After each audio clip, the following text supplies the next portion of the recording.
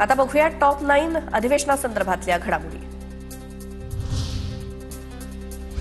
वडेट्टीवार शेतकऱ्यांचा रिजेक्ट केलेला सोयाबीन घेऊन सभागृहात अखिल नावाची व्यक्ती पणनमंत्र्याच्या पीएचं नाव घेते आणि सेंटर चालू करण्यासाठी 4 लाख रुपये मागते। वडेट्टीवारांचा आरोप।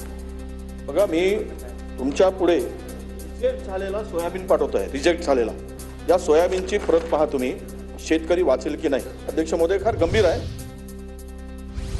विजय वडेट्टीवारांविरोधात अब्रू नुकसानीचा दावा दाखल करणार। माझा पणनमंत्र्यांशी काहीही संबंध नाही। वडेट्टीवारांनी पुरावे दाखवावेत। वडेट्टीवारांचे आरोप अखिल काझींनी फेटाळले।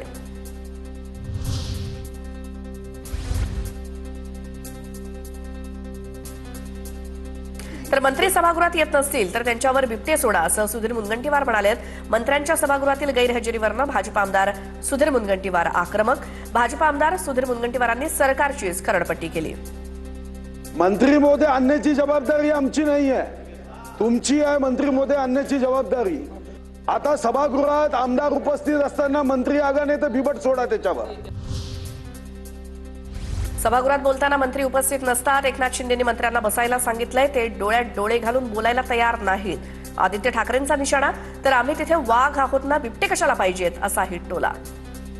तोंडी काही उत्तर देऊ शकत नाही, डोळ्यात डोळे घालून बोलू शकत नाही, मग तुमची तयारी नसेल मंत्री बनायची तर का मग त्या पदावर तुम्ही बसलेला आहात? आणि इतरांना जेव्हा तुम्ही सांगता तुमच्या मंत्र्यांना की तुम्ही तिथे बसा, स्वतःच्या खात्याची तर उत्तर द्यायला तुम्ही तयार राहा। आम्ही वाघ आहोत ना, तिथे बिबटे कशाला पाहिजे?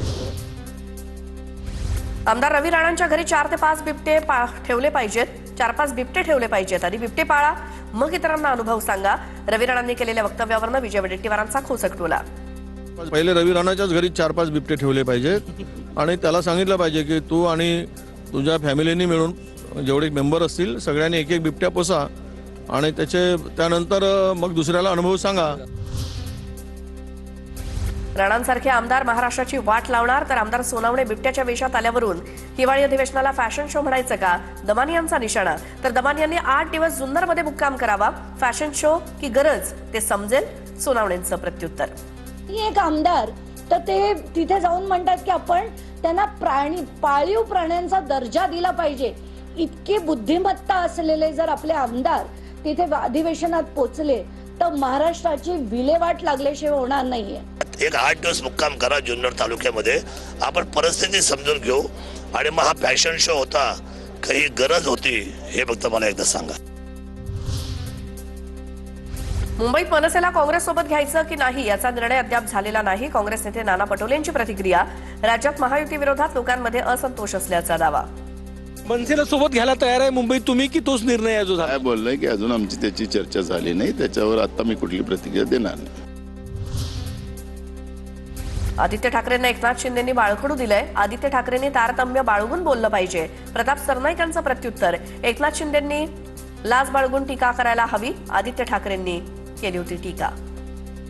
आदित्य ठाकरेंना बाळकडू हे एकनाथ शिंदे साहेबांनीच दिलेलं। मोठी जी व्यक्ती आहे त्यांच्याबरोबर बोलत असताना काहीतरी तारतम्य पाळण्याची संस्कृती ह्या महाराष्ट्राची आहे।